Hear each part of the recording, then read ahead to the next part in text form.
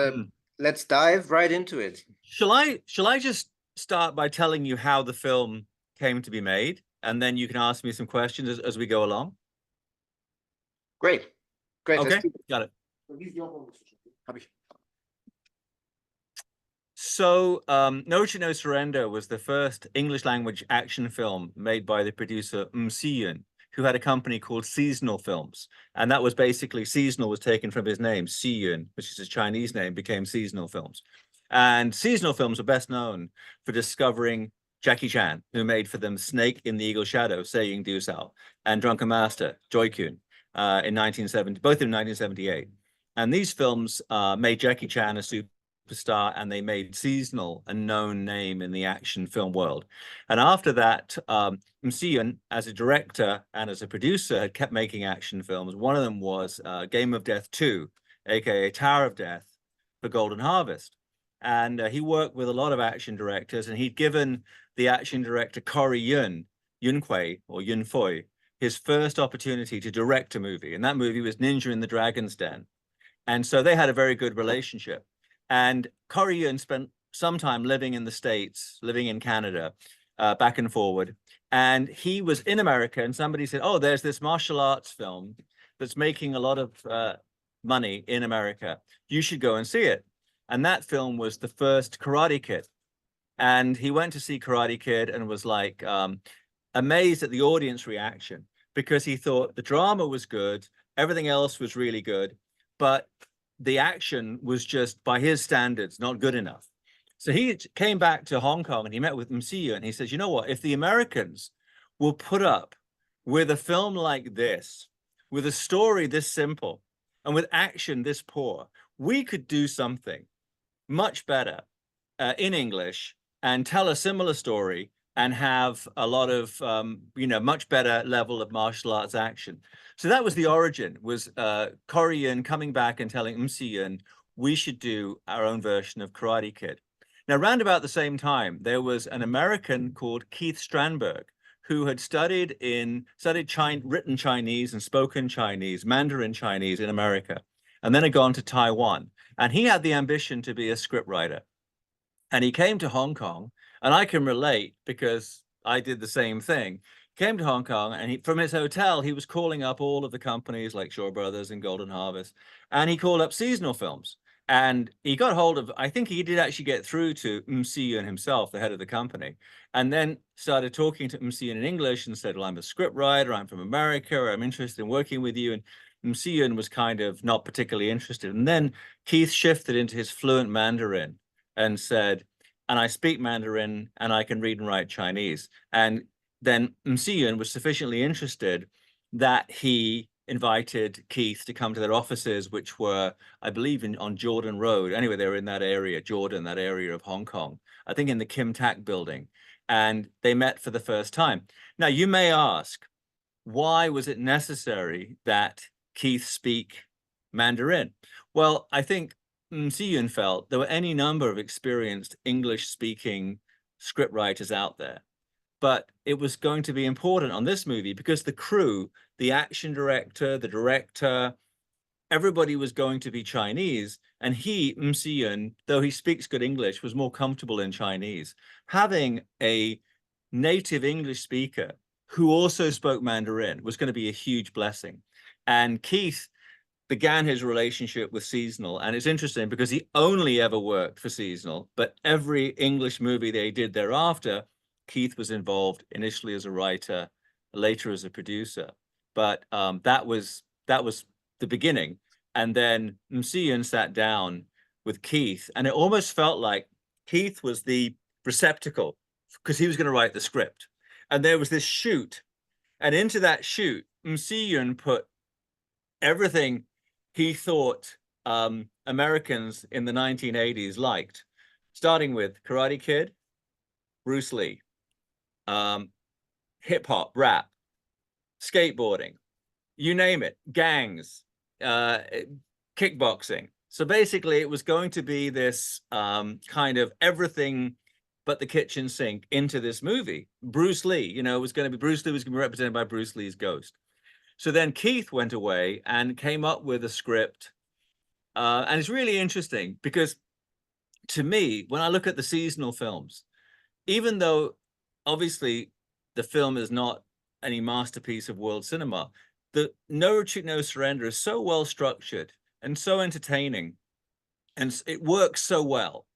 I don't know that their subsequent films ever matched it. And I feel the same way about Jean-Claude Van Damme and Bloodsport, that even though he might say the first film was basic and cheap, I don't know he made that many films better than Bloodsport. So that's the first bit of story about how No Retreat, No Surrender came to be made. Yeah. You already mentioned Bruce Lee, and you were inspired by Bruce Lee.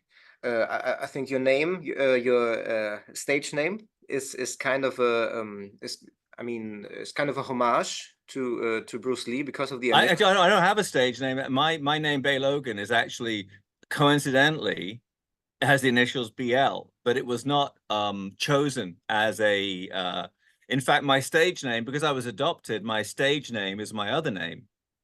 So my real name, Bey Logan, is actually coincidentally BL. And I can tell you, it was actually sometime after I became a fan of Bruce Lee that I noticed the B and the L. But Bruce Lee was a huge icon of mine. And I mean, I wouldn't be sitting here today in this fortress of Kung Fu with my 5 Eurasian kids if not for Bruce Lee. So I have a lot to thank Bruce Lee for. Yeah. So I've read in the IMDb that your real name is John Joyce. That's not true? That's my birth name, yes. Yes, true. It's also very cinematic name. But it's a good name. And when I was in Ireland writing the film The Medallion for Jackie Chan, I used to sit in the Joyce tea rooms because there was a story that on my mother's side. But the backstory, it's so funny because I'm actually writing my autobiography at the moment. So a lot of this stuff would be laid out sensibly. But John Joyce is the name on my birth certificate, but I was not raised by my parents, by my birth parents. I've never met my biological father. So that's actually my mother's name, and my maternal grandfather's name is Joyce. So that's where that name came from. But yeah, and Bey Logan is coincidentally has the B and the L, but it was not planned. All right. So is there any relation to the famous James Joyce? That rumored to be. I've never gone into the depths of the genealogy, but it was mentioned, and I actually looked at photographs of James Joyce and could see some slight resemblance. So I don't know, but I certainly was inspired when I was in. And I've read. What have I read of Joyce? I've read. I've read the Joyce books, but I was in Ireland and writing at the Joyce Tea House. I found really inspirational. Cool. My birthday is on Bloomsday. Oh, wow. Perfect. There you go. Yeah. So I haven't read it yet, but I should. No, I mean, it's hard going, but worth it in the end. Yeah. Yeah. So, yeah. So when did you first see No Retreat, No Surrender, and what did you think of it at the time? Well, like everybody, I first saw No Retreat, No Surrender on VHS video. I mean, I say everybody of my generation. And I remember even that there were trailers for it, and there was a trailer on another movie, and I can't for the life of it. It was about soldiers in World War II. And there was a scene when the real Adolf Hitler, puts his head through the tent and gets punched by the soldier. So whatever movie that was, the trailer for No Retreat, No Surrender was on that film. And I remember renting, because in those days, one did not buy videotapes. You rented them from the store. Renting that film so I could see the No Retreat, No Surrender trailer again and again and again. East Europe's most feared martial artist, Ivan Krasinski. Yeah, no, I was blown away by it. And I think just the combination of things, Msiun has this innate ability to read the tastes of the time. I mean, he was in the early 70s. He had this idea, rather than doing sword play, to do Kungurk, fist and foot fighting. He saw the comic potential of Jackie Chan. He did, later, he was the guy that put together the first Wong Fei-hung movie with Jet Li, of the new wave of Kung Fu films. He just has a really great instinct for what the public wants to see. And he's been involved with a lot of films people aren't maybe aware of. But he knew this is what people wanted. And for me, I'm looking at it and go, oh, this is everything I love. You know, you had Bruce Lee's Ghost, you had kickboxing, you had, you know, and this amazing villain in Jean-Claude Van Damme. And that came about because they looked at the different elements that made the films work. And they thought, you know, one of the great things about Snake in the Eagle Shadow and Drunken Master is that you had this incredible high-kicking supervillain played by Wong Jang-lee, the Korean martial arts master. And there's a whole story about him that they had a hard time getting him into Hong Kong, and to get in, they did this thing where he participated in a death match, but before he could fight and kill his opponent, the police were called. There's a whole great story about that. But it didn't really make sense to have Wong Jang-lee as the villain for No Retreat, No Surrender, because they kind of wanted somebody who spoke English, European. So then they decided, well, we'll try to find a guy who fights like Wong Jang-lee, but is not, you know, who's not a Korean. So then they had their casting in a Dramalog, which was the publication. Now everything's online, but that time there's a publication that came out every week, and it listed all of the roles that productions were looking for. And Jean-Claude Van Damme and his friend Michel Kisi religiously they'd go to the newsstand as soon as Dramalog came off the back of a truck. They'd grab a copy and they'd be going through it. And there was this advert, wanted muscular martial arts guy, good acting skill, charisma, blah, blah, blah. Call this number. And then I think the rest is history. I mean, Jean-Claude came in and he just had the look, you know, to be this European killing machine. I mean, he could do all the moves that Korean could devise for him to do. And so that became the white Wong Jang-lee, and it was a great introductory role for Jean-Claude. And later, when Cannon arranged for him to do Bloodsport, I always remember the first poster for Bloodsport, that the first advert in Variety was a still from No Retreat, No Surrender of Jean-Claude going like that with the muscles and everything, muscles from Brussels. And that was they were using a picture from No Retreat, No Surrender to advertise Bloodsport. So I think, like everybody, when you watched No Retreat, No Surrender, you went, wow, Kurt McKinney is a cool leading man. Wow, it's really amazing that they have this ghost of Bruce Lee. But then you look at Jean-Claude and you go, wow, you know, look at this guy, like doing the splits between the ring ropes at the end. And it was just incredible. And I mean, the thing I liked about it, and I don't think we ever saw it again, was because it was his first film, Jean-Claude had no say. So he just basically, Corey Yuen came in and forced him to do all these complicated sequences of motion. It wasn't just one kick and cut, or one jumping kick and cut. It was a whole series of moves, like one might see in a Hong Kong film. And Jean-Claude just went along with that. And I mean, much as I admire his other films, part of me goes, I wish he'd done more films in that vein, which really pushed him. But I think later he became more involved with the choreography and it became more simplified. And I like the choreography in No Retreat, No Surrender, where it's like a Lin Wan. It's like a continuous sequence of movements. Yeah, it's an interesting point.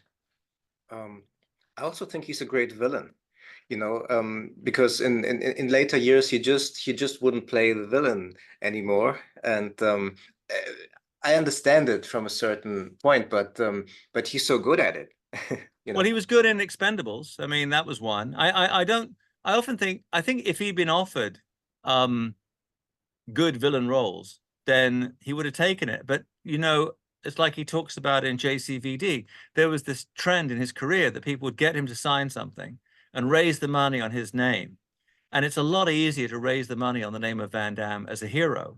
So I don't know that producers, including myself, when you're going to work with Jean-Claude, that you go, you know what? I'm going to see if we can get away with having him as the villain. You could only do it in Expendables because you had everybody else, you know what I mean? And you had Jean-Claude Van Damme joining the franchise. But yeah, no, it was, he mainly has played heroes. And I think in No Retreat, No Surrender, he's a really great villain, no question. Yeah. Also, I think he declined to be part of the first Expendables. That's why Yeah. that's why he thought, I have to be part of part two. Yeah. Yeah. And also I thought that they did a really good job with Kurt McKinney, because you had somebody coming in who'd got a taekwondo background, got a martial arts background, but they were a genuine actor. And I think that that was a huge plus. And later in the series of, and then they had afterwards, they had Lauren Avedon in 3 films, who also, for whatever his other personality defects, is a very capable actor and is a good martial artist. So they did well in casting actors who could fight rather than fighters who could act a bit. I think that stood them in good stead on the first film.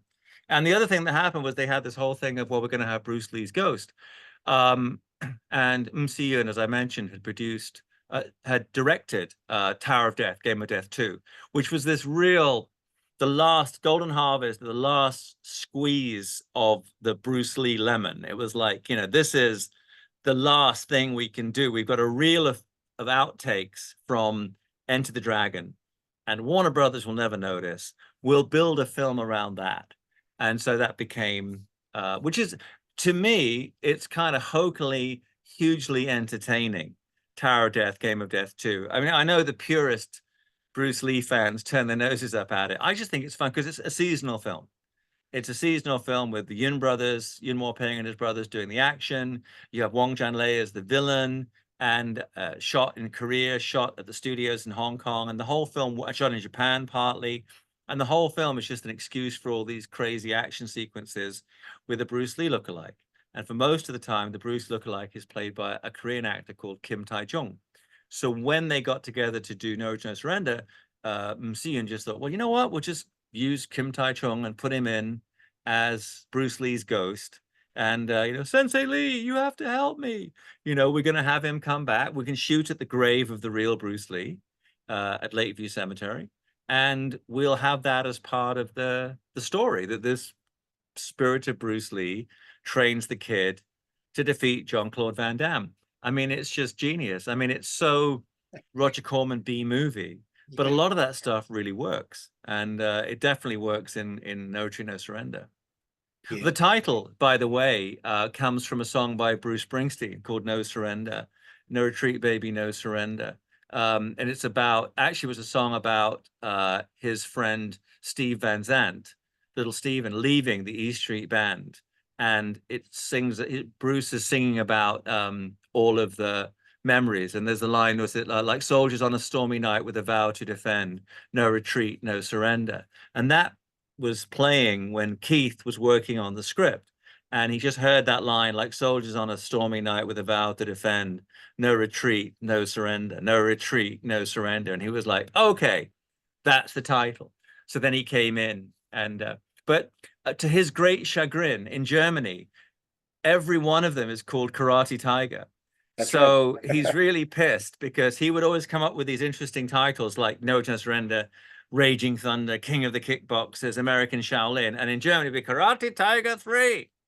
So he was that's a message from Keith Strandberg, who, by the way, lives in Switzerland. So he's not far away, you Germans.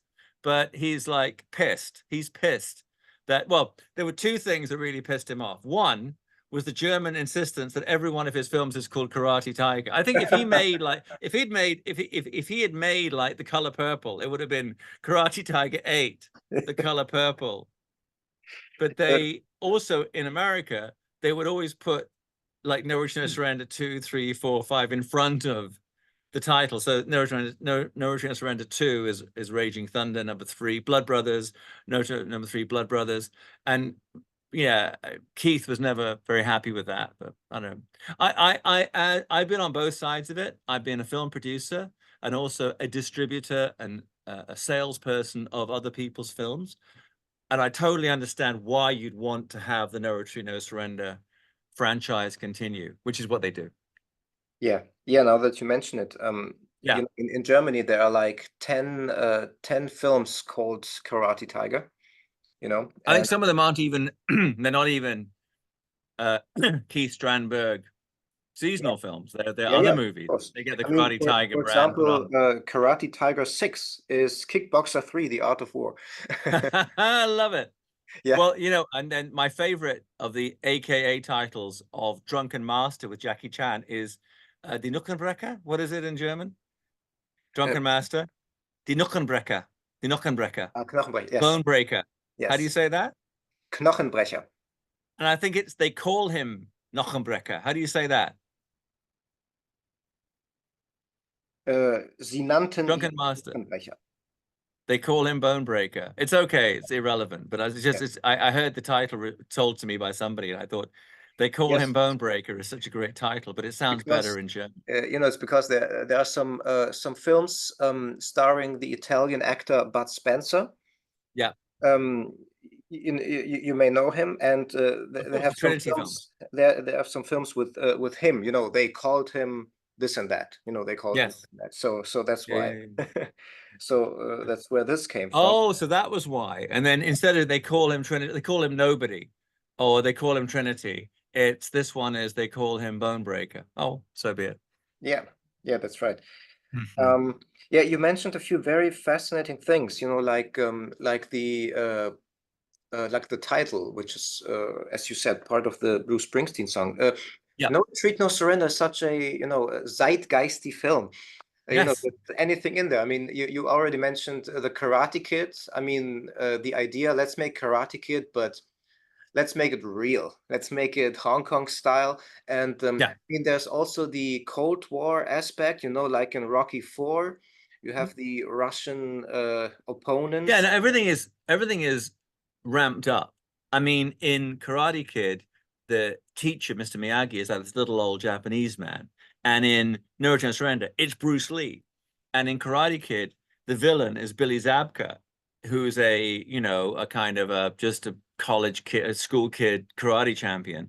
And in No Return to Surrender, it's the most feared martial artist in all of East Europe, played by Jean-Claude Van Damme. So you kind of like, they just, it's like Spinal Tap. They turned everything up to 11. And I think I would give a lot of credit to Corey Yuen as well, because he was the one that came back and said, if we do all this, but amp it up and do it better. That said, I don't think No Return to Surrender came close to matching the box office of Karate Kid, the first Karate Kid movie, but it definitely played all around the world. And to some degree, I think after that, seasonal films tried to some degree in vain to recapture that same energy. I think the subsequent films were interesting and they all had great action. But to me, I don't think any of them are looked back on with the affection people have for the first No Retreat, No Surrender. Yeah. And I think, I mean, the success of the Karate Kid may also stem from the fact that it is very much, like a John Hughes movie, but with karate. Yeah, a bit. absolutely. And, and you can see today, like they continued the soap opera element of it and made Cobra Kai, Yeah, it worked really well. Yeah. No, I mean, I think that there's definitely, it was a magic, there's a an intrinsic magic to the Karate Kid first film and to the subsequent franchise that stood the test of time. There's no question. But at the same time, I think that you can have like I don't know if you're familiar with Superman comics. You have like the Bizarro world. Bizarro is like, this kind of extravagant other version of Superman. And I think that's what you have with No Return, No Surrender. It's kind of like Karate Kid on steroids. It's got all the things you like about Karate Kid and this much more. But I don't think you can have, well, I think it was proven that you could not have a franchise that continued in the way that the Karate Kid did, that you did one, and then you were trying to do another kind of film with Hong Kong style martial arts action, but English dialogue and American actors. And for some reason, in my own opinion, I've enjoyed the films. None of them really worked the way that No Retreat, No Surrender did. So it's got a special place in everybody's heart. I mean, there's another low budget producer called Jalal Marai from Canada. And Jalal made a film called Tiger Claws, which has Cynthia Rothrock and himself and Bolo Yeung. And he's made many other films since then, but I don't think he would admit none of the other films are as beloved as Tiger Claws. And I even feel with Jean-Claude Van Damme, none of his later films are as beloved as Bloodsport. And that's not saying those first films are perfect. It's just saying that somehow, as you say, they struck the zeitgeist and they still have a place in people's hearts, you know. So Yeah, there's I don't know, there's a certain rawness to them yeah, and a certain authenticity that is hard to recreate. I mean, I remember watching No Retreat, No Surrender on television in Germany, really. and yeah, and Was it censored though? Because I know Germany is quite strict. yeah, it might be because it was, you know, it was an 8 p.m. showing, Mm. so it might have been censored. But you know, I was like 12 or something. I didn't know, Ah, wow. and And did you immediately go out and join a martial arts school? no, not me. You know, Alex is the guy. You have to ask him. He's the sports guy. No, I couldn't do that for various reasons. But this film was immediately, you know, it was, I mean, for me it was Jackie Chan and that film, you know, because Yeah, it was something special about it. And you know, after watching No Retreat, No Surrender, I couldn't really go back to Karate Kid or something like that because, you yeah, know, it's just, it was the real thing. And it was much more impressive, and Van Damme was impressive, and you know, yeah. all the other Van Damme movies, for me, you know, I wasn't allowed to watch them, but I could watch this one, you know, it was an 8 Well, p.m. I remember being there used to be a film market in Milan called MeFed, and I was there and became friends with a director called James Glickenhaus. I don't know if you know who James Of Glickenhaus course, is, big but fan. he's retired now from the business. But you know, the film of his that everybody perhaps remembers is The Protector with Jackie Chan, and we would talk about that movie and his other films. And he said to me, you know, like, listen, American audiences are never going to sit still for all Jackie's, you know, physical comedy and all of that flying in the trees and all that flipping around. American audiences never want to see that. The best that they got out of Jackie was The Protector when I made him like Clint Eastwood. And my argument was that's not something that's been proven because you had to really go out of your way to see Jackie Chan doing Jackie Chan action, and you had to go out of your way to see a swordplay wuxia movie. And then later you had Rush Hour and the subsequent re-release of the Jackie movies. And then you had Crouching Tiger, Hidden Dragon and the re-release of a lot of swordplay films like Iron Monkey. And American audiences looked at that and went, boy, we really like that more than we liked that stuff before. And to me, the benchmark was when Warner Brothers released in a very short space of time the film Soldier with Kurt Russell and Jason Scott Lee and the first Matrix. And I saw the first Matrix. I was in, or the trailer for the first Matrix. I was already working at Media Asia, and I said, "This is a game changer." And none of my Hong Kong colleagues could see it because they'd grown up with those kind of films. So that was nothing new to them. You know, all the flying and there's nothing new, nothing special. But they didn't realize that this was so much as Crouching Tiger, Hidden Dragon was mind blowing because no one had seen swordplay. No one had seen women fight like that. You know, Matrix was amazing because people had not seen that continuous fluid action that they had in the first film, and it blew people away. And I think it was the same thing with No Retreat, No Surrender. That prior to that, people would have gone, "Oh, Chuck Norris," you know, whoever the American martial arts stars were at that time, or American movies with martial arts. They were like, "That's it," and there was a perception of that's what American audiences want to see.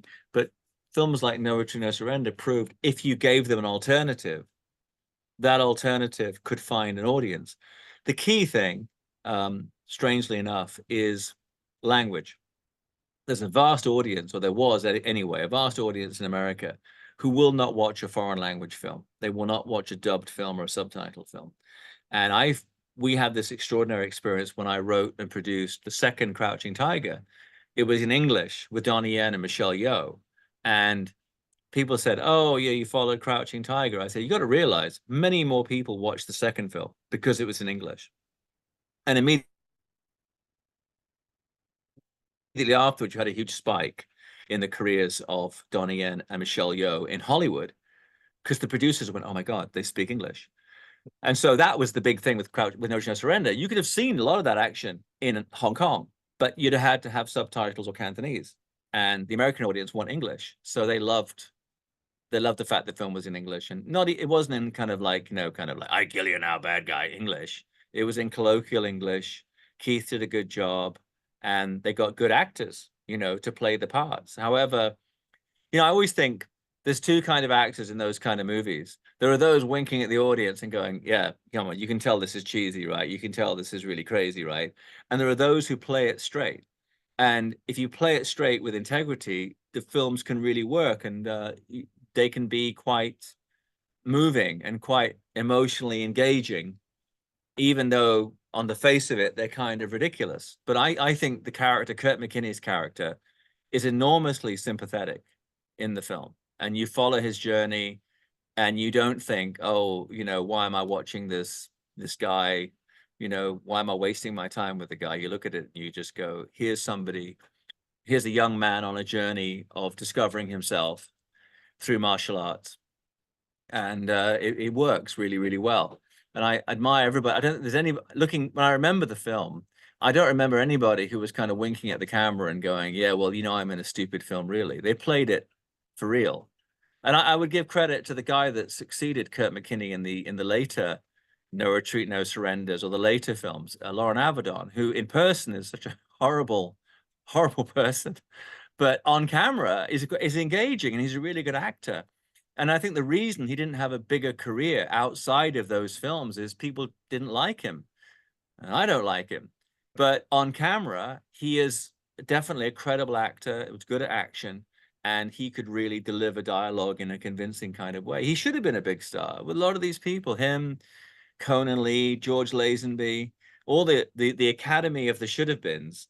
Honestly, normally the problem is them, that they might not admit it, but they are the problem. And then you see the people who have careers that go on and on and on and on, like Jackie Chan, like Keanu Reeves, that they're just innately likable. People want them to do well. Yeah, that's right. Yeah, you know, I noticed when we did the Dolph Lundgren interview, he was just so you know, so very nice and approachable and fair. Dolph's another really good example. I should have mentioned him. In his career, his career longevity, I think, is in large part down to his own personality, that he's a good person. The other thing about Dolph is, I think, by a significant margin, he's the most intelligent, or at least the best educated, of that generation of action heroes. But yeah, very interesting man. Well, he's from Swedish stock like me, so of course, you know, he's gonna be amazing. So let's talk about Kurt McKinney. You already said he was great in the film, and I totally agree. Why do you think he didn't have, you know, the kind of career that I mean, Van Damme or people like that had? I mean, he was supposed to be No Treat No Surrender too, Yes. but the story goes that Van Damme discouraged him because of, you know, because of the situation in Thailand, I guess. I think there were two things relevant to that. One was that I think Jean-Claude was very keen, because his career was taking off in a way that Kurt McKinney's was not. He was very keen that they keep the film rooted in LA and they shoot again in LA. The other thing that came up, because it's interesting, because for the first time in a long time, I actually saw some interviews with Kurt McKinney talking about this. And it's quite difficult, but I mean, I guess if we're talking about film history, we have to be really honest. The person concerned was a good friend and somewhat a mentor of mine called Roy Horan. And Roy had a very different mindset and approach to Msian and to Keith Strandberg. And he kind of was the head of sales at Seasonal Films during the making of the first No Retreat, No Surrender. And then when the second one came up, he kind of wanted to move into a more proactive position as a producer. And his way of doing things was different to the previous team. And I think to some degree, perhaps he was a little bit more abrasive. I don't know, but that's certainly what Kurt McKinney was hinting at. And knowing Roy and knowing that he actually never did produce a film, I think there might have been some truth to that, even though he was one of the most extraordinary people I ever met. And he had been like hunting polar bears in Alaska. He'd been laying down train tracks in the Australian outback. He had learned karate in Taiwan, came to Hong Kong with his teacher Wong Janlei. He was in the first No Retreat. No, he was in the first Drunken Master. Oh, sorry, he's a Snake in the Eagle Shadow, the first Jackie Chan movie. He was in Tower of Death. He had a good role in that. And when I met him, he was just this extraordinary character, you know, this amazing life. But I don't think he was cut out to be a film producer or even a script writer. But he did a lot of other amazing things. And I think that when I heard Kurt McKinney talking about it, I think that it was he said, you know, if it had been the same team as the first film, which was Si-yun, Corey Yun, and Keith Strandberg, and whoever else was involved, that would have been, he would have been more readily to carry on, even going to Thailand to shoot. He would have been on board with that. But that somehow Roy had rubbed him up the wrong way. And I can kind of see how that might have been, and how Roy as a producer might have been different. That said, when they put together the second film and they had Lauren, who was good, and Matthias, my dear friend, who was good, I still think, and Cynthia Rothrock and Wong Janlei and all the things they had in that, and Max Thayer, all the things they had in the second film.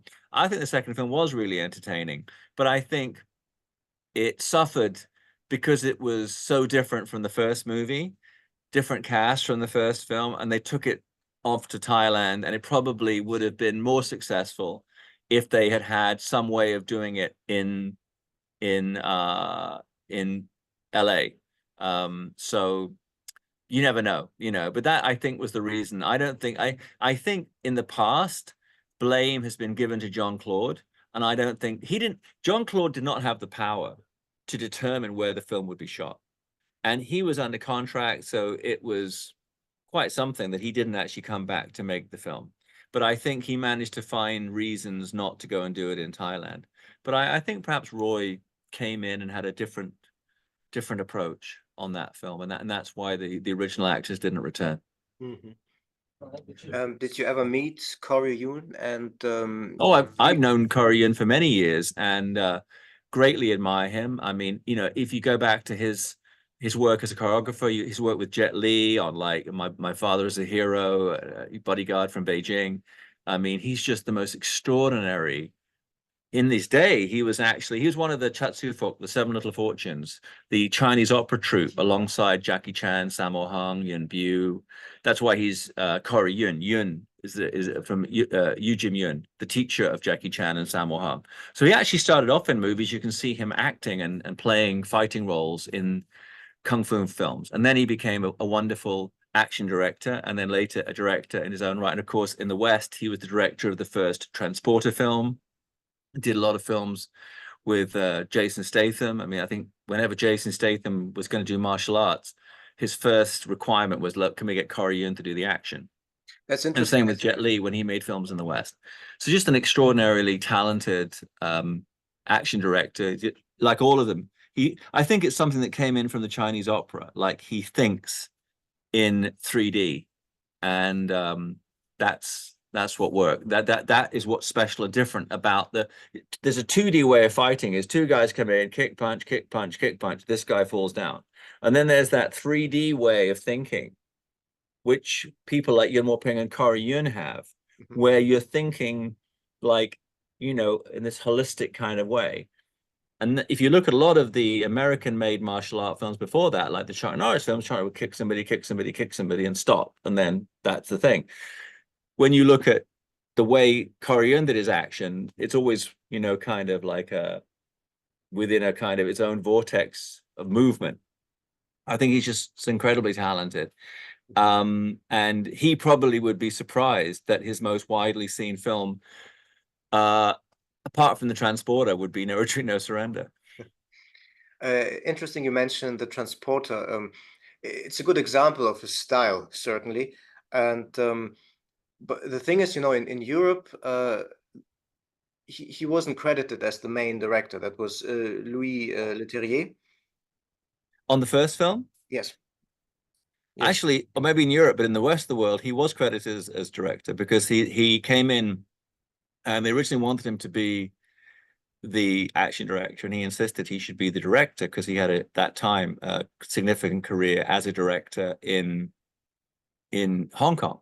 So I don't know why that would be the case in Europe. He wouldn't be credited, but in the rest of the world, I remember being impressed that he got the main credit on the first film. Or do I misremember? I remember him being credited as director on Transporter. That's true, But on but the not in sequels, Europe. he was Leterrier was the lead director and he was second.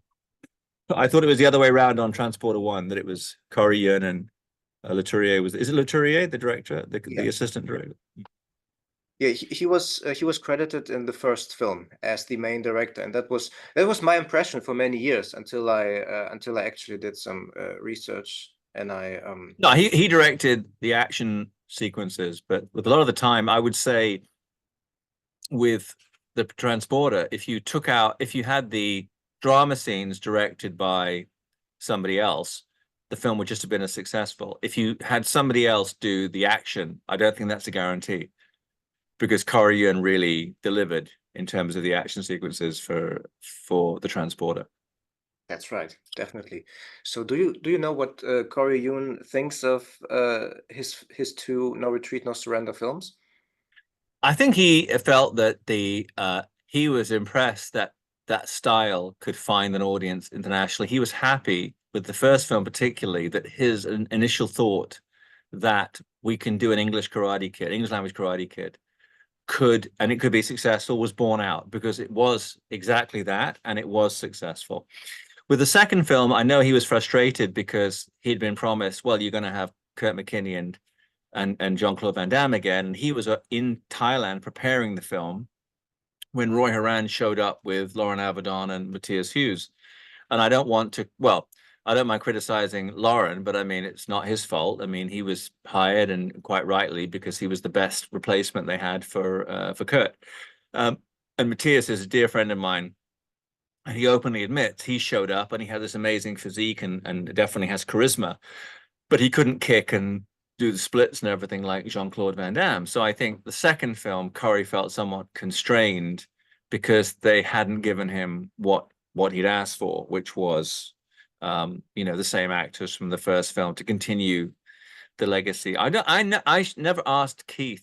Keith was very unhappy because he got pushed to one side by Roy Horan on the second film. And I never asked Keith what the original story was, but my understanding was it was going to be like his Kurt McKinney's character goes to Thailand, has a girlfriend, the girlfriend's kidnapped, and they find out it's the Russian guy from the first film wanting revenge. I think that was it. I don't. It was the same characters. I don't think it was just the same actors in different roles. It was going to be the same characters. And then when they changed the lead and the villain, then they just changed the story and it became what it became. Okay. You already mentioned Game of Death, Game of Death 2. Yes. I have to admit, I'm a huge fan of Bruceploitation films. For me, they're having a big, my God, this is the year. If you're a great. fan of Bruceploitation, my man Michael Worth has taken it to talk about taking it to 11. I bought that box set from Severin, the clones, and I'm loving it. I'm a big fan of those films. I remember them from the 70s and 80s, and it was interesting because it was like fantasy baseball. It's like, what if Bruce Lee had lived? What if Bruce Lee had done a kung fu film? What if Bruce Lee had fought Bolo? And it's all there, but Yes. obviously with these fake Bruce Lees. But I enjoy them hugely, and yeah, that was the Game of Death 2 was that last hurrah from Golden Harvest of like this. Okay, if you'll sit still for Golden Harvest, if you'll sit still for Game of Death, look at what we have now, and it's a film with hardly any Bruce Lee, but with really good action. But the action itself, to me, doesn't look much like a Bruce Lee movie. It looks much more like a seasonal film. But it did give Kim Tai-chung a great platform. And even though he's in a secondary role in No Retreat, No Surrender, I think he really my big complaint, and I talked about this in another interview with those Bruceploitation movies, is generally they're just so badly acted. I mean, Bruce Lee, Li is actually pretty good, but the other guys, Bruce Lee, Dragon Lee, it's not that they're in a movie where they look like Bruce Lee and they're fighting and it's ridiculous. Their acting is just bad, and that to me is what takes me out of the film. And I felt the same way about the performance of Kim Tai-chung in Tower of Death, Bruce Lee, Game of Death 2, that he was just so bad. His acting was so over the top, was so terrible. But when they had him in No Surrender, they took it down. And I think his performance is more measured. He's more like what we see of the real Bruce Lee. And those scenes work really well because they got this nuanced performance out of him, partly because of I think Keith Strandberg's influence and the fact that it was shot in America, and they got that kind of feel of like, well, we're in Hollywood, it needs to feel more like a Hollywood film. That the action would be like Hong Kong, but the performances had to have this verisimilitude. I mean, I thought the father was good. The gentleman who plays the father in No Retreat, No Surrender, he was it was a little bit exaggerated, but it kind of like the drama worked, like I feel about fighting. Yeah, you're scared to death of it. It's like I had those kind of talks with. I mean, when I grew up, it was like when I was at school, it was a bizarre thing. Like if I hit somebody, I'd be in trouble. But if somebody hit me, everybody told me it was my fault for annoying them. So I was always like, so basically what you're saying is violence is acceptable if it's against me, if the teachers beat me, if a gang of guys beat me, that's okay. And it's my fault for inciting that. But if I fight back and I use it, then I'm violent and I'm wrong. And that was it. So I had conversations like that with my own father, and never quite figured out. I don't know that he had any kind of logical approach to it. It didn't. If you broke it down, it didn't make sense. I got sent away to school where the teachers were allowed to beat you. And then later, when I went back to visit the schools and offered to beat the teachers, suddenly it was like, oh no, you can't possibly do that. I'm like, well, when I was a little kid and unable to fight back, that was fine with everybody. And now I'm this big martial arts guy with muscles, and I'm chasing this guy around the car park. It's violence. Well, make your mind up. He's a grown adult, and so am I. Well, why is it okay to beat kids? And I don't think there was ever. This is very English public school, maybe English thinking, but there was never any rationale to it. When I saw No Return, No Surrender, I totally got that relationship because I'm like, yeah, it's the same thing. It's like the son going, well, if you're not prepared to fight for what you believe in or to defend yourself, then I have to take that on. So yeah, no, I think with the Bruce Lee scenes that they're touching because they had Kim Tai-chung dial it back a little bit, and he wasn't as over the top as he is in Game of Death 2. But even the father, I think he he understood his son, when he surrendered to violence, when he threw the the fat guy out of his bar, Yeah, when he was yeah, starting a fight. So I think on a certain level, he must have understood his son. yeah. Well, it was I mean, just to have a martial art film where you explore the dynamics of family in that way was interesting because also, and this is like everybody holds up the Hong Kong films of that era as being, oh, they were these great movies. The action was great, but a lot of the times the films were only about the plot needed to get you from action scene to action scene to action scene. Nobody ever had a conversation about anything other than the propelling of the plot. So to even have those kind of the discord and the family conflicts in the story was quite something. But by the way, I would say that's partly the reason the first two seasonal comedies with Jackie Chan worked, is because they're kind of family films. They're about this abused. The first one is about this abused child who is Jackie's character, who's taken in by this benevolent father figure, who's the Yun Siu Tin drunken master, and the audience relates to that. The bond between father and son. In the second movie, it's not quite that because Wong Fei Hung is a much more, kind of he's much more of an active architect of his own life. He's in charge. He can fight quite well at the beginning of the film, but still develops the bond with the old drunken beggar, and in the end has to save his own father. So I think that family, the familial aspect, is what made those films work, as opposed to, for example, the 9 movies Jackie had made in Taiwan before that, or whatever it was by that point, where it was just fight, fight, fight, fight, fight for whatever reason, and none of that emotional content.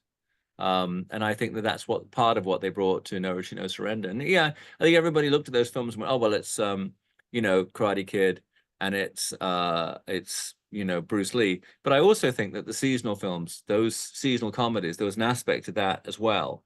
And both in the idea that this was a film about to start off with a dysfunctional father and son or family, and also, of course, the style of the villain, because I think Jean-Claude really was replicating a European version of Wong Janlei. Do you think No Retreat, No Surrender is like a, like a link between Hong Kong cinema and American action films?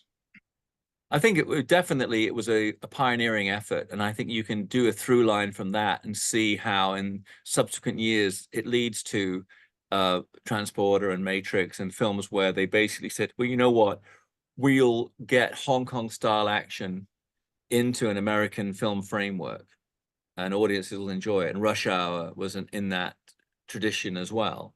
So it actually kind of, to my mind, was the first film, well, the very first film to really do that was Enter the Dragon. But it's interesting because in the wake of that, very few films really tried to copy Enter the Dragon, but those who went, okay, we're going to have a new Bruce Lee. The reason it didn't work, I think, was not because people were not good at action, because they were. It was the emotional content was missing from those films. And so that's why they didn't work back then. And I think later when you had Jackie Chan come in, what made him work in the end was the fact that people were emotionally connected to him as a performer. And I think that the No Retreat, No Surrender can be seen as the forerunner of those later big budget movies, in that they had the courage to, because it could have failed. It would have cost MC a lot of money. I mean, it could have been laughed off the screen. But instead, when they premiered it at Milan Film Market, when it played in AFM, when it played in Cannes, people just snapped it up. I mean, every territory wanted to buy the movie. The Germans couldn't wait to put Karate Tiger on it. Was it Karate Tiger 1? I don't know. Was it even that? Was it Karate Tiger 1? I don't know. Maybe it was Karate Tiger 3. It was just Karate Tiger.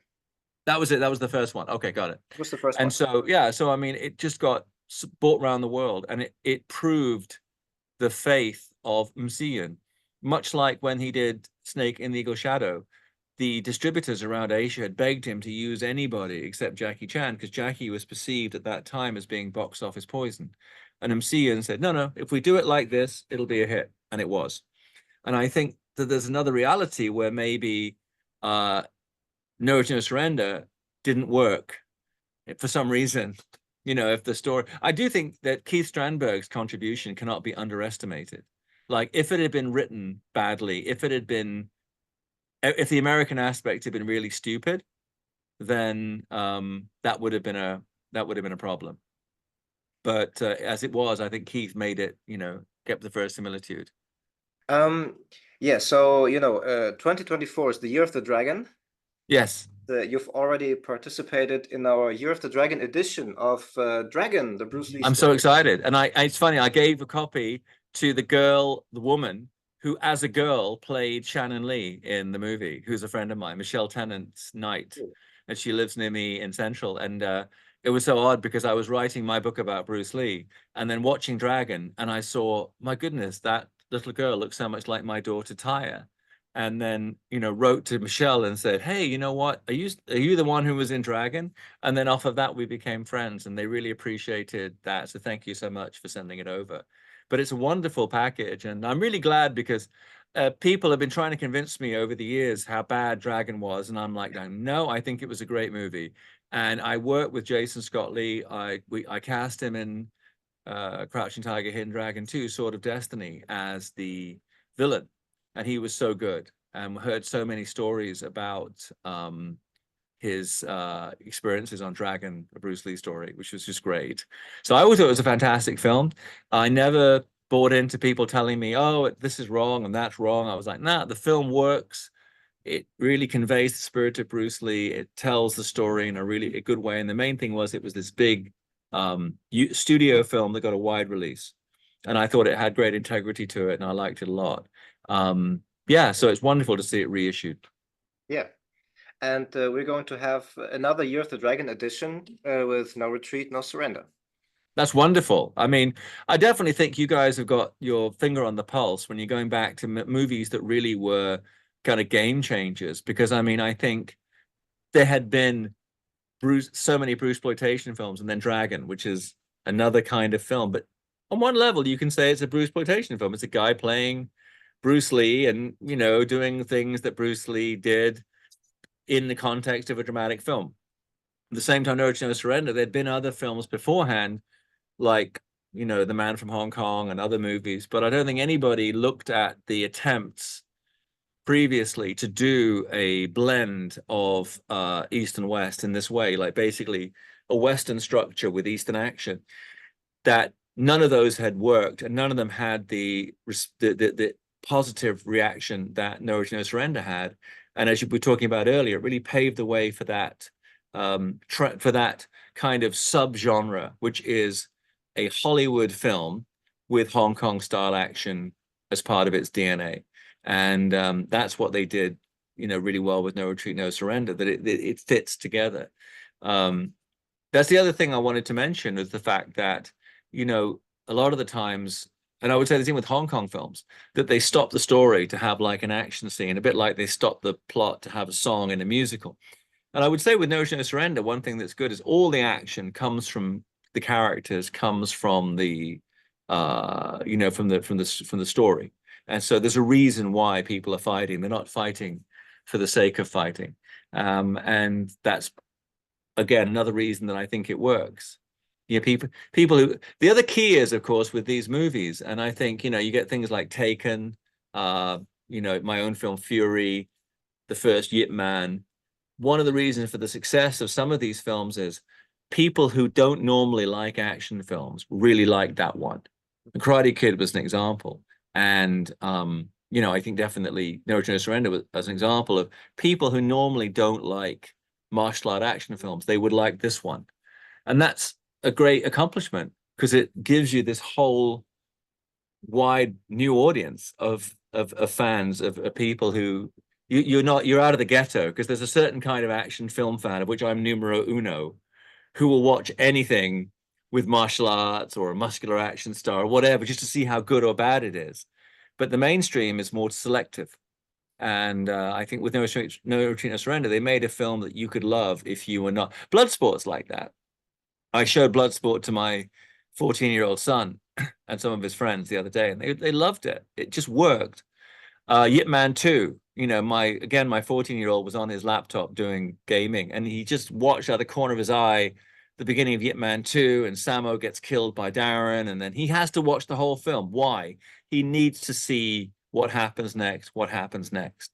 When you engage the audience like that, when you engage people like that, it's a real, that is storytelling, that is filmmaking at its best. And yeah, not to put too much of a heavy emphasis on it, I think No Return, No Surrender delivers that you start watching and you need to see what happens next, what happens next. Yeah, that's right. Also, I think that's the key to John Woo's success in Hollywood, because he Yes. that's exactly what he brought. There was this you know, Yeah. emotional core of the movies, you know, that I thought, you know, so several of his films in Hollywood were given short thrift. I watched again Hard Target, and I think he did a really fantastic job with that, both the storytelling and the action scenes. And sometimes maybe the bar is set too high in the expectation of what the film's going to do commercially. And then in the fullness of time, you go back and look at it again and you go, you know, there's really extraordinary, like low budget films like Nemesis by Albert Pyun, where you go back and look at it again and you go, that was a really extraordinary. I don't know if you've seen that film, but yeah, it's a sure. really extraordinary bit of filmmaking. I mean, I'm not holding up Albert Pyun as this maestro. He was a fun Schlockmeister guy. I met him a couple of times. Mhm. I mean, you know, obviously I think Cyborg was a guilty pleasure for all of us. But later I looked at Nemesis with Olivia Gruner and I thought, wow, that's really quite something. Yeah, Albert had quite a vision. But a lot of these pictures now, and that's why I think companies like yours are such a blessing, because they make those films available again in versions that people can relate to, and you treat them with respect. Whereas, you know, you have like even a film like No Retreat, No Surrender, there's a certain school of thought like, yeah, that played to the audience at that time, but it's gone. And then there are films that failed where you go, okay, well, no need to talk about that anymore because it failed at the box office. But in fact, when you go back and look at the movie again, you realize there are a lot of things. Like I was watching the other day, William Friedkin's film Sorcerer, the remake of Le Salal de Peur, the Wages of Fear. And there's a lot to like about that movie. It's really well made, but it came out right after Star Wars. And so the public's taste at that time was they didn't want anything gritty like Wages of Fear. Also, Friedkin was stupid. He could have had Steve McQueen as the lead. Not that Roy Scheider wasn't amazing, but it could have been Steve McQueen. And if it had Steve McQueen, then it would have been another kind of film. But I You love know, it's that. interesting. I've learned the hard way with in this business. You, to some degree, you are a slave to your casting. It's really hard work. I mean, I'll give you an example. On Crouching Tiger, Hidden Dragon, we had Donnie and Michelle, who skewed older for China and, of course, had a global following, developed a global following. But we had two unknowns as our young Chinese leads, as opposed to the original casting, which was two known names for China. So the film just did not, however good of a movie you made, however big of a push you did, Chinese audiences were like, yeah, we don't know who these people are. Casting is a big thing. And as you mentioned, you know, when they came through the second of the No Retreat, No Surrenders, they'd changed the lead and they'd changed the villain. And it's tricky. I think it's always tricky when you do those. I mean, there's a couple of franchises like Doctor Who and James Bond where they successfully, you know, kind of recast and gone to greater heights. But a lot of the time when they come back around to the second or third film, it always amazes me how quickly these things fall off. Like you look at the first Highlander, you look at the first Superman, you look at the first Teenage Mutant Ninja Turtles, and the second ones are so much diminished so quickly. It's surprising, isn't it? I don't know why. Maybe people say that about Crouching Tiger, but there was a long gap. But anyway, with Crouching Tiger, maybe they feel the same way with Crouching Tiger too. But it's surprising to me that there was this. I think what happens is people think, well, you know what? People like the first film, and if we do the second one for half the money and different people, we'll make more at the box office, but the public won't care. And a lot of the times they do. Yeah. I don't know how the response. So in Germany, when they had Karate Tiger 2 with Lauren and Matthias, was that as successful as the first film, or Uh, people were disappointed it wasn't Kurt and Jean-Claude? I guess it was successful enough on video, you know. Yeah, I don't think it made it to theaters, really. no. Like, Did the first film? yes. Yeah. Yeah, I definitely feel that my impression is, and I don't have any facts and figures in front of me, but my impression is the first film made an impact across the board that was really significant. And the later films that they did, I'm trying to remember how many there were. I think there were at least 6 seasonal films, and the last was Super Fights, which barely got released anywhere. Yeah, but they kind of did keep going back to the well to do, but it's hard to make lightning strike again. I mean, after they had their success with Snake and the Eagle Shadow and Drunken Master, they tried to do more kung fu comedies with other actors, and obviously did not work as well as the Jackie Chan films had. So it's a unique, it's an alchemy. It's this combination of things that you get when you have a movie where it all comes to. It's interesting when you have a movie that comes together. Sometimes you're not quite sure why, and when you have a movie where it doesn't, you're not quite sure why either. You know, you've tried your best, you've cast it, you did all the elements together, and then sometimes, as with No Retreat, No Surrender, it catches fire and you get the result you want. Sometimes you don't. Thank you, by the way, what you said about the company. We're very glad you feel that way. It's always been the goal, Sure. you know, to honor the legacy of all Yeah. those great action stars. Yeah. Yeah, what do you think happened, happened to the genre? I mean, those guys, Van Damme, Seagal, they were also big, and then movies got less successful, direct to video releases, and there seemed to be fewer people, coming, continuing after them, I think I think one problem that I wouldn't say it's a problem, but I mean there was a sea change in the industry that when when those guys like Chuck Norris and Jean-Claude Van Damme and Dolph Lundgren and Steven Seagal and um, even people like Jeff Speakman and the other guys who came in their wake, or the Olivia Gruners, there was a perception that you needed somebody highly skilled in martial arts who you would then turn into an actor. what happened after that was that the action teams figured out how to make ordinary actors like Liam Neeson or Charlize Theron look like badass fighters. And that meant that the new generation, you could have somebody who already had a box office appeal and they were fighting as well as or better than some of the earlier martial arts stars. So that was one big change. I think the other thing, and it's true in Hong Kong as well, is that you didn't really have a changing of the guard of anybody stepping up who had the looks, the charisma, the acting ability, the martial arts skills, who then became an A-list guy. I mean, and the obvious would be somebody I discovered like Scott Adkins, where I had long anticipated he would become a mainstream Hollywood A-lister. And to date, it hasn't happened. And actually, I've seen any number of articles asking the question, why hasn't it happened? And I myself, I'm not sure why. But as I say, maybe it's because there was this sense of like, why would you hire him if you can hire an established actor who's a known name and you just teach him how to do the action, and then you've got both elements covered. You've got a bankable name and you've got somebody, and they're going to be able to fight in the film. They'll make it look like they can fight in the film. In Hong Kong and China, I think the problem has been that the last generation of guys that we had all come out from the Chinese Peking Opera School. They'd come in from the TVB or before that, the Shaw Brothers acting training program. And most of them were from working class families. And they came in and they had a really ferocious work ethic. And the next generations have tended to be more spoiled, in my view, and not forced to work as hard for their success, and haven't come up through the boot camp of Shaw Brothers or TVB or Chinese opera. And so people have been saying to me, oh, when are you going to work with Jackie Chan again? Oh, when are you going to work with Donnie Yen again? And my take on it is, it's great to work with those guys, and I'm blessed that I have worked with everybody. But where I want to find the new blood, and partly the responsibility is down to me, I guess, that I haven't found. As a producer, really failed to find. I've discovered some guys in the past, but failed to find anybody in the new generation who's been the ideal would be a crossover star, like a young version of Donnie Yen, speaks perfect English, very good at action, but who's 25. And I guess we just haven't found that guy yet. And there's been a few attempts to push people, but I don't know that it's really worked yet. I think it's like you come the hour, come the man. It's like, I don't know if these things can be created Frankenstein style, that somebody would emerge. Up until when Jackie Chan became a star, nobody believed that Jackie Chan could become a star.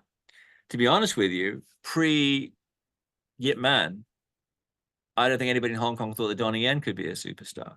It's just the right time, the right role, the right audience response, and you have somebody new. But I think that is I hope that addresses your question of like why there was that sea change. And the thing that would have been different is if somebody in the vein of a Van Damme would have become a kind of a A-list box office draw in Hollywood. But I don't think it's happened, has it, with anybody? It's very much been find yourself an established actor and teach them to fight. Did you discover Alain Moussi, by the way? No, I worked with him though. We did Kickboxer Retaliation together, and I think he's really, really talented and a super nice man, super nice person. Again, as with Scott, I've been surprised that he wasn't immediately snapped up by the studios to do Hollywood A-list films. It mainly he was discovered by Dimitri Logothetis, who did Kickboxer Vengeance, Kickboxer Retaliation, the movie I did with them, Jiu-Jitsu, and I know Alan has done other films. And I believe they're now preparing, I'm not involved with it, but they're doing a third Kickboxer, which used to be called Kickboxer Armageddon. And I think it's Alan and Scott together, which is going to be fantastic for fans of the genre. But Alan's another one where, for some reason, no studio went, hey, you know what? We're going to sign you up and you're going to be the new Jason Bourne or something. No, like with the Bond movies or whatever, you go, okay, here's a new guy and we're going to give him a shot. Nobody put him into a franchise or a Marvel film or something. I don't know why. There's a unique alchemy between the person and the audience. And sometimes I look at somebody and go, wow, that. And there's also maybe some kind of limitation. I look at somebody like Scott, I look at someone like Alain, and I go, I like them and the audience will like them too. The question is how big that audience is going to be. Because Scott has a massive fan following. Alain also has, but probably Scott's is bigger because he's been around longer. But Alain also has a fan following, but not mainstream. It's a shame, but I almost feel that if you walk down the street in America, in a typical American town, and you ask people who is Scott Adkins, who is Alain Moussi, they may not know. I feel that's the case. Whereas they would know the actors from TV series and movies, you know, that are more mainstream. So you need somehow to break through that to the next level. But no, you're absolutely right to mention Alain, because if physical ability and being a good man would make you a superstar, Alain would be the biggest star on the planet. What do you think happened to Tony Jaa? Because he was so big for a while. I know exactly what happened to Tony Jaa. Tony did, well, first he did Ong Bak. I met Tony Jaa. We were doing the Medallion in Thailand. And this guy called Robert Lee, not Bruce's brother, another guy, came on the set with this kind of regular looking young Thai fellow and said, this is my client. He wants to be in this film. He wants to fight Jackie Chan. And we're like, yeah, it isn't everybody. And he had a VHS, which we put into the playback machine, which we had for the video monitor. And it was this guy fighting a bunch of stuntmen. And it was extraordinary. And you could tell this guy was amazing. And of course, it was Tony Jaa. But it wasn't that kind of film. So I was like, well, you know, I don't think you can fight Jackie, but I'm going to go back to Hong Kong and I'm going to write a movie for you to do. So I wrote a film called Wire Play, which was going to be Tony Jaa, Fan Siu Wong, and from The Story of Ricky, and Brad Allen, the late great Brad Allen. And it was about 3 stuntmen who stage a robbery. And it was like Die Hard with 3 stuntmen in a building. It was called Wire Play. And by the time I'd written that and got Emperor interested in doing it, Tony had already made Ong Bak. And Ong Bak, basically, all the fights you saw in his showreel were in the film. And then at that time, I'm always bad with the time frame on these things. I was involved with a company. We bought the rights to Ong Bak, released it. And then I went to Thailand, started having a relationship with Sahamagol and with the head of the company. And then we did my American studio that I was working for at the time as the vice president. We bought Tom Yum Goong, which is, we were involved with production and release of Tom Yum Goong, which is Tony's second film. We re-edited it, rescored it, made it into The Protector, and it went to #7 in the theatrical box office in America, which had never happened before. And then we had a contract with Tony to do Ong Bak 3 as a contemporary action film, as a direct follow-on to Ong Bak 1. And a couple of things were happening at that time. One, the head of Sahamagol had a stroke and was in a coma, or just couldn't, he recovered in the end, but at that time was not. And the guy that took over was a guy called Gilbert Lim, who was not into action. He was a big, heavy-set, lazy guy, and didn't have the drive and focus to really kind of push Tony's career and to make decisions that would help Tony's career. And at the same time, Tony his first 2 films were directed by a gentleman named Pracha Pinkyal. And at that time, because of the success, Tony's family and his hangers-on were whispering in his ears saying, you don't need Pracha, you don't need this, you don't need that. You should direct your own movie. Whatever you want, you can do. And so we had a contract with Tony to produce an Ong Bak 3, so Ong Bak 2, which was going to be an international film. And he came back and said, through Sahamagol, it's going to be a period film, but we're going to call it Ong Bak 2, which was a bit like if Mel Gibson had said, I'm going to do Lethal Weapon 2, but I'm going to call it Braveheart. It's the ancestor of the guy in Lethal Weapon. And so that didn't happen. And because of, I think, the absence of that paternal figure, the leader, the head of Sahamagol, and the laziness of the guy that took over, and the bad advice he was getting from his family and friends, his career went into something of a decline, or it was adrift. Later, he got it together. But we had plans with our Ong Bak too. He was going to go to America. He was going to learn to speak proper English. He was going to have acting classes so that he could act in a more international manner. We were going to put a lot of international action stars in the film. We were going to have like RZA doing the music, and it was going to be a real international breakthrough film. He then, of course, went off and he did do for Sahamak On Back 2 and On Back 3, but neither of them really worked. And we also had a deal to do this film called Chocolate with this amazing girl called Jija. We were going to release that. That deal fell through because of the On Back 2 fiasco. Again, I put the blame at Gilbert Lim of Sahamak. And then her career went adrift after Chocolate. So I think it proved one thing, you know, like Bruce Lee owed a lot to Raymond Chow and Golden Harvest, and Jackie Chan owed a lot to Leonard Ho and Golden Harvest. You know, you've got to have a good team. Donnie Yen owed a lot to Raymond Wong and Mandarin films. You know, you've got to have a good team around you. However talented you are, you've got to have people giving you good advice, preparing good projects for you, and taking care of your interests. And Tony lost that because of this perfect storm of bad things that happened after Tom Yum Goong. So that's the story. Okay. It's a shame. I mean, you know, because I greatly admired Tony, and I thought his career should have gone to another level after Tom Yum Goong.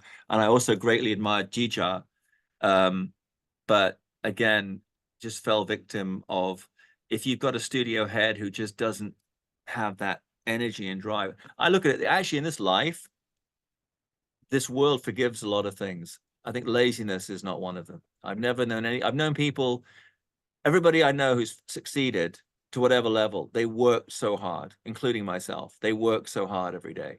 Laziness is not something that's excusable. Time is so short, life is so precious. That I think is what is unforgivable. I mean, if you try your hardest and you fail, then fine. No one can say anything. But it's part of the problem with those guys' careers was they drifted, but the guy that should have been saying, no, we're going to do this, and this is why we're doing it, and now you're going to do that, and we're going to have a meeting, and then we're going to go to Hollywood. No, just lazy in his air-conditioned office. And at the end, the studio executives drift on, or they stay there, and the actors' careers, you know, come and go and come and go.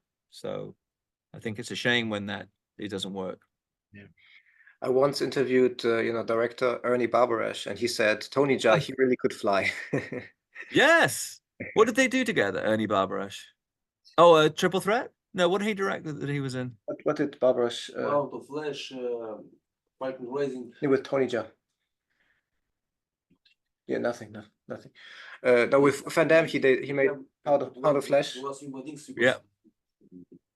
No, he needs Ernie Barbarash needs a special. He went to Ace Studios in China, which was like the faulty towers of Chinese film concerns, and he did two films there: Pound of Flesh and Abduction, with Scott Adkins and my friend Scott Adkins and Andy On. And I think anybody that can do two films back to back at Ace deserves some kind of medal of glory. But Ernie has been around a while, and he definitely is the funkiest action filmmaker with the name Ernie. And yes, what have we got there? Yeah, what a masterpiece that is. Abduction. Yes. And I was wait a minute. Sorry, now I'm going to be in trouble. Did you guys bring that out? Yes, Abduction. Did you release that? I'm sorry, I shouldn't say bad things about it. It was a really interesting film. Let's back up a little bit. I don't know, because I don't mind, because some of the people, I like Scott, I like Andy. Some of the people behind the scenes, I'm not such a huge fan of, so I was being a bit dismissive. But anyway, so let's do it again. So yeah, Ernie Barbarash. I mean, he did this wonderfully interesting film at A Studios called Abduction. And what's amazing is that a guy like Ernie is so talented that despite the limitations of the production team and the producers in that studio, because I've worked there myself and I know one of the prime guys involved has no ability whatsoever. The fact that in spite of that, Ernie could take the talents of Scott Adkins and Andy On and the action team and really make something as memorable as Abduction. It speaks a lot for Ernie Barbarash. So I commend that. And I definitely feel, if people haven't seen that movie Abduction, they really should look out for it on your label. And I talked to him about Falcon Rising, starring Michael Jackson, among others. That was fun. Yeah, and it was a movie quite similar to Skin Trade. And that's why I Yes. talked to him about Tony Jaa, Yeah. No. And I was thinking whether he directed Skin Trade, because I also thought that Skin Trade was the more interesting of the post Tom Yum-goong Tony Jaa films, and I thought it worked really well. Also, another guy who should be a Hollywood A-list star at the level of Wesley Snipes or somebody, or higher than that, Denzel Washington, is my man Michael Jai White. So talented. I mean, what an incredible martial artist, and also a fantastic actor, and what a wonderful man. And again, I looked at Black Dynamite, and I'm like, this is a movie that really should have put him on another level. And it did well. People liked it. It played at festivals. It got a cult following. But again, I think he should have been an A-list star. And I'm not quite sure why that hadn't happened. In fact, it's interesting in my autobiography, I find the number of times I find myself saying that you meet somebody and you go, wow, they're so talented. They're so, like, I'll give you an example. I mean, Maggie Q, who I worked with for many years, has done well in Hollywood, but for my belief in her, should have been a bigger star yet. She should have been winning an Oscar. She should have been doing all these, kind of major roles in major Hollywood films. And she's done great. She's done films. She's done TV series. People like her. She's got a following. But my admiration for her talent is such that I think she should have been even bigger. And I think a lot of it is down to, you just have to have the right role at the right time, and then you can break through to another level. I think that's what it is. I saw Black Dynamite in the theater. It was kind of a midnight screening at a festival. Which one? The Black Dynamite. Yeah. And the crowd was roaring. It was wild. It was such a great screening, and I thought, wow, he must. Well, I mean, it's sometimes hard to market a movie. Like, you have something like Six String Samurai back in the day, or I'm trying to think of the name of the movie, but it was a movie where they have like a fun rock band in it, and Scott Pilgrim and Balls of Fury, all these films that I really like, Black Dynamite. What's interesting is the industry's been reduced to like a little box on Netflix that somehow has to communicate to you what the film is. And some movies can manage that and some defy it. I mean, I think if you release Alien today, what would the campaign be? Because the campaign for Alien was brilliant with the egg, right? But if you think about it now, if you look at your Netflix screen and you see that little square with the white, whatever it is, I don't know you'd know what it was. And there were no stars in that film. So it almost becomes like, how would you sell it? I don't know. And some of these films, Black Dynamite is one where it's like really hard to, if it was a full-on martial arts action film starring Michael Jai White, that's one thing. And if it was a wacky comedy, it's something else, but it's kind of a blend, right? So that, I think, is the problem. When you take it out of the festival audience and you say, okay, now we're going to sell it to the mainstream, it's tricky. What is the campaign? How do you sell that film? And I've been on board and responsible for campaigns for a lot of action films. So I know the conversations that go on about the poster, the trailer, how you're going to make, how you're going to sell it to a mainstream audience. And sometimes you miss and sometimes you hit. Speaking of the advert of Alien, Yeah. when Italian director Luigi Cozzi saw this advert in Cannes, he decided to make his own Alien Egg movie before this one comes out. And what's it called? Contamination. Oh yeah, I've seen he it. He did it before, I think. No, not quite before, but he after he saw the poster for Alien, he thought to himself, I have to make this movie. Well, sometimes you see a poster or a trailer and you see the film and you think it's not the film you thought it was from the poster and the trailer. And I, in the past, have then gone out to make that movie.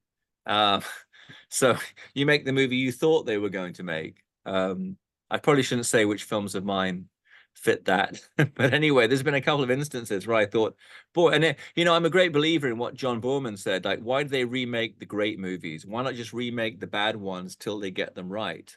Yeah, And I definitely, there's a couple of instances in my own case where I thought, well, we'll kind of go back to this storyline from a film that, you know, was not really a major success, but the idea, the core of it was really good. So yeah, you know, that's what they should do. I mean, a good example of that would be Man on Fire, when they had the Scott Glenn film years ago, which really didn't work. And then you had the Denzel Washington Tony Scott remake, which really did, you know, and it was like that was a case of remaking a bad movie till you got it right. Yeah. I have one question because you know, Sure. Hollywood had this kind of a love affair with Hong Kong cinema, you know, with Jackie Chan and John Woo and Yeah. Chow Yun-fat and so on. And you know, then Hong Kong went back to China, and there's this relationship, and you have such a long connection to Hong Kong cinema, and I guess to China as well, because you Yes. um, let me look at my notes. You were vice president of acquisitions and co-production for the Weinstein Company in China, and Correct. you know, and I always found it interesting because you know some conservative Americans were like scared that China takes over Hollywood and so on, and there's this book, Red Carpet, which talks about that at length. I just I quote should from get it. that book. I haven't read it. Who's it by? It's a journalist from the Wall Street Journal called What a Eric. great title, Red Carpet. I'll Yeah, look for that. yeah, it's great. And I just quote from it. Hollywood studios are now bending over backward to make movies that will appeal to China's citizens and gain approval from severe Communist Party censors.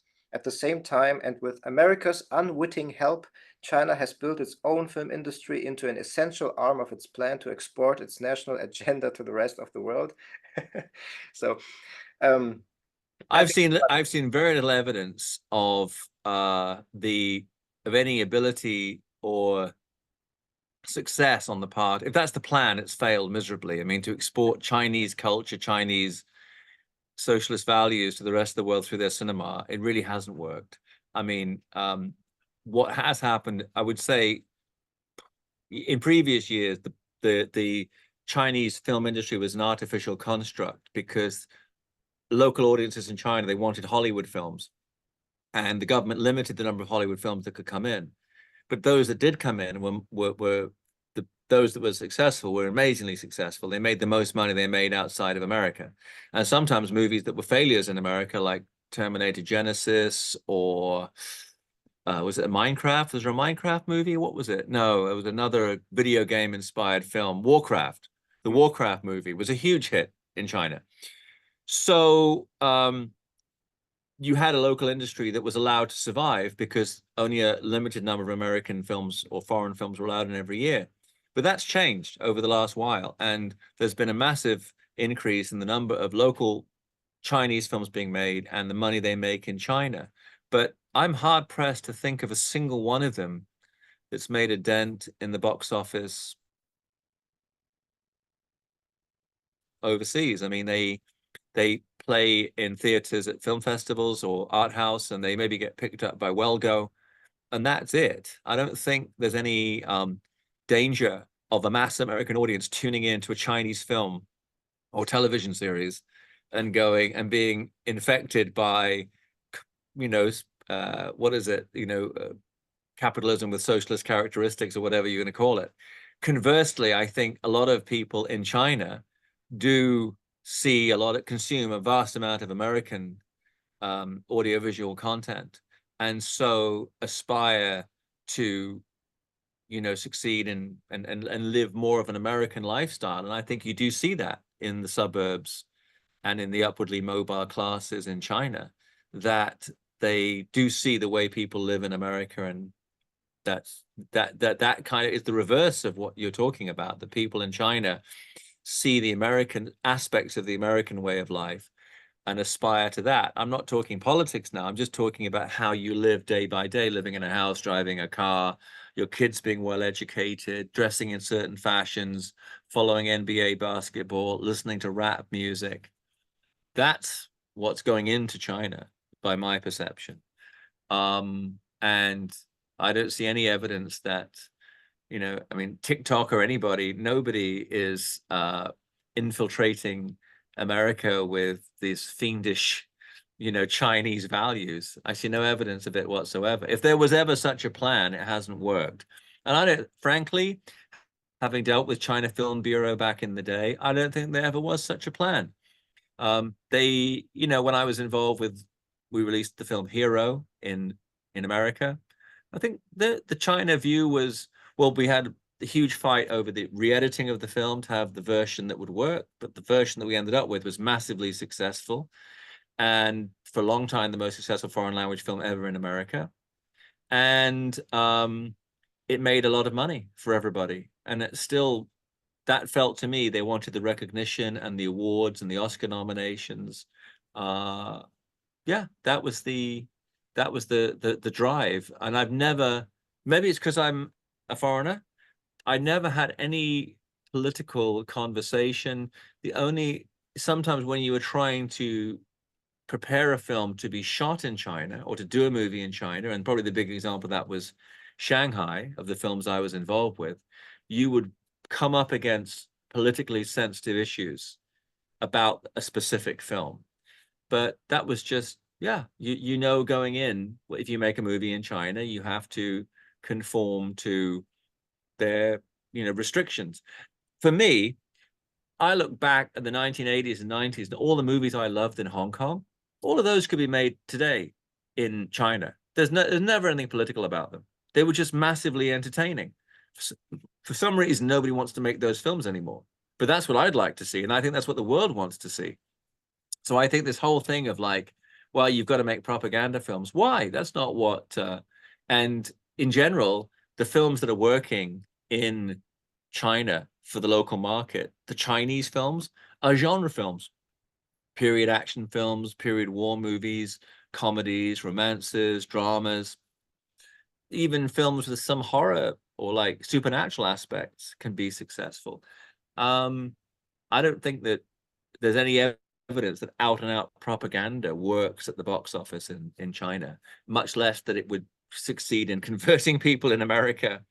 I would say in terms of soft diplomacy, the fact that so many people in America have an affinity for Chinese culture, whether it's feng shui, tai chi, films, movies, books, Three Body Problem, all of these exported cultural aspects.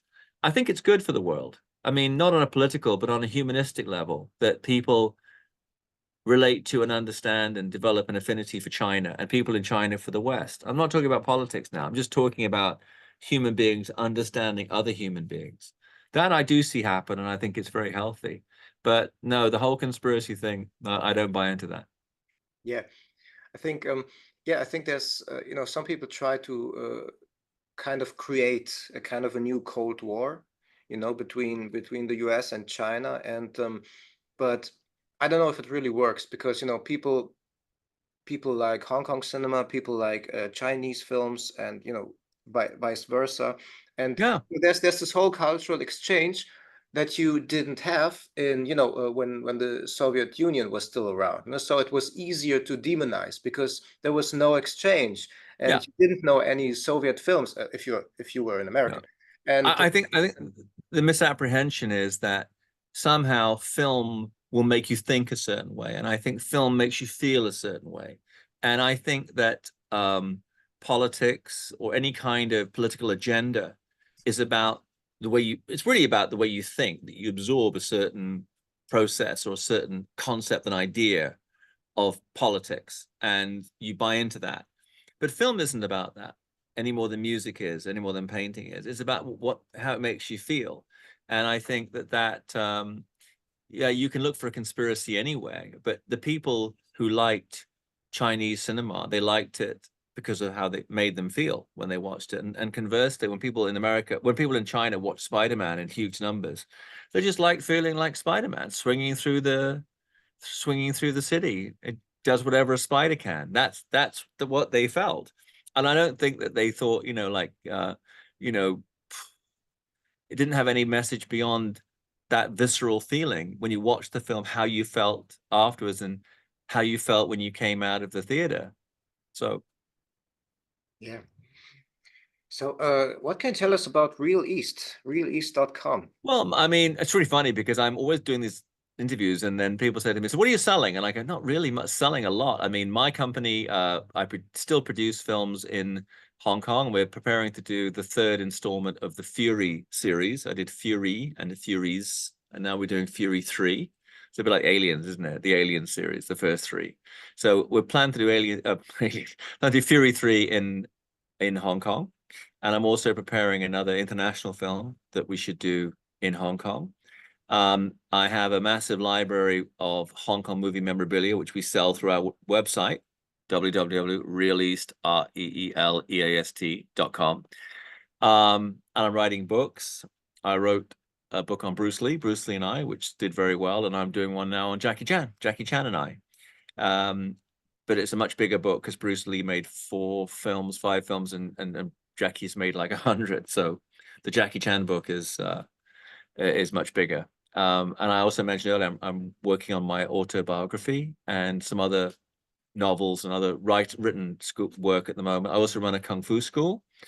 So Real East is kind of a one-stop shop for everything relative to, I would say, Chinese martial culture. So that's Real East is kind of my umbrella company along with Martial Club here in Hong Kong.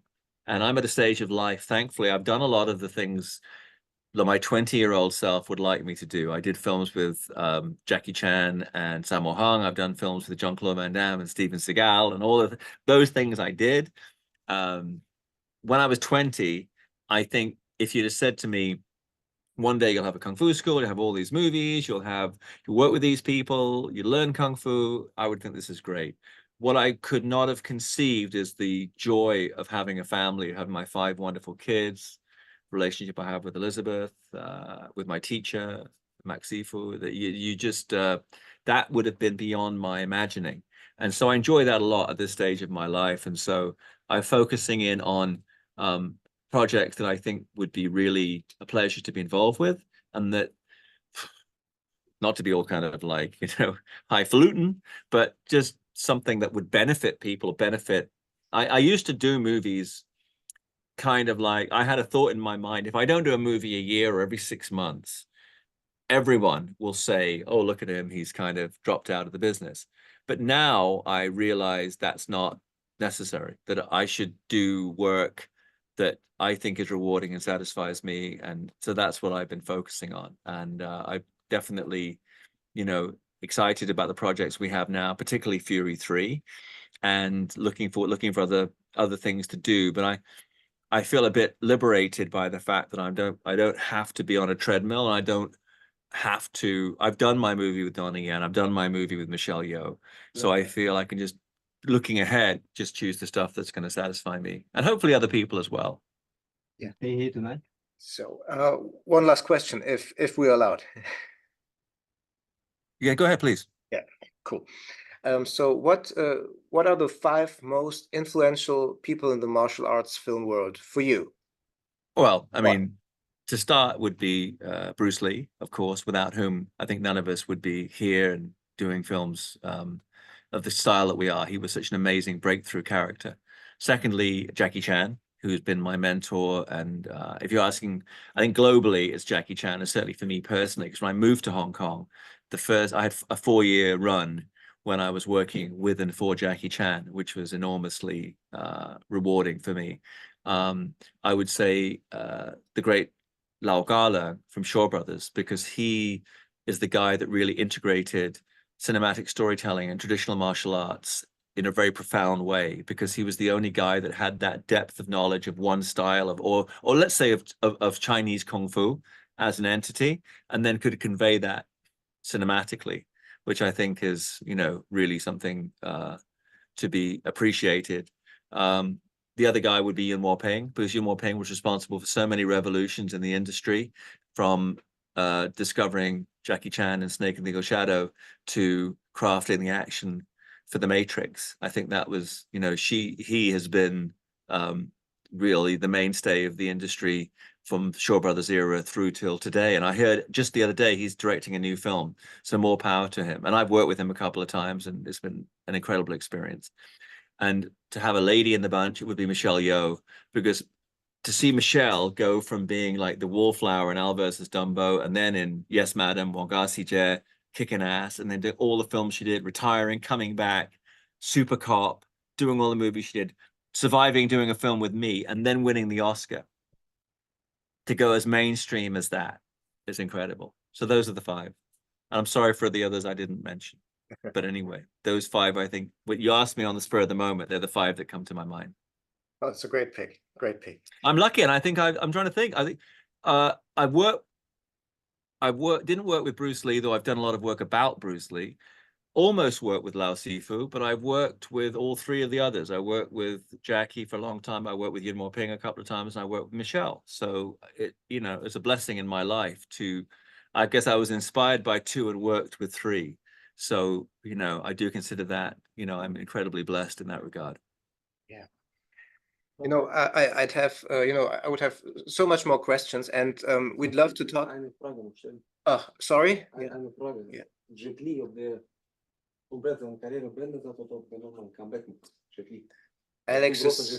Alex is dying to know, as a big Jet Li fan, do you think Yes. he will come back, or did he just, you know?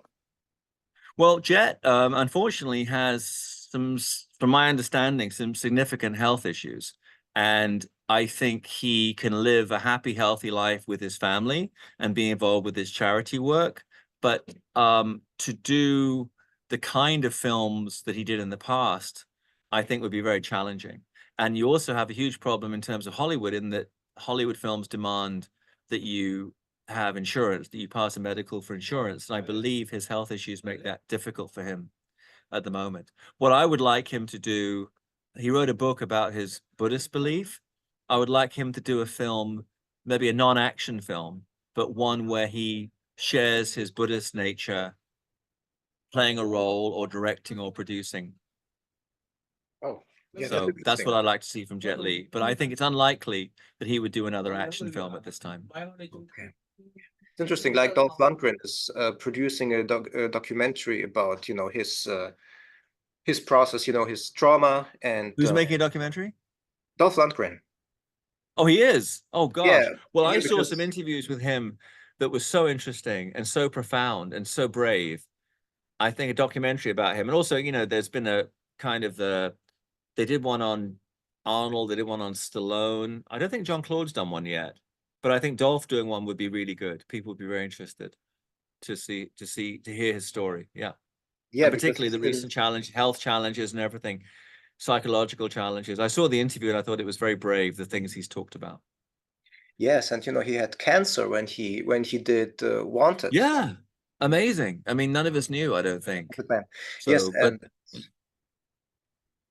yeah, and he you know, but he's been very you know, vocal about his you know, journey, and so that's going to be very interesting. Yeah. So thank you guys. It's been a real pleasure talking with you, and I'm happy to talk anytime. If you want me to come back for another release, just let me know, and I'll be happy to talk some more.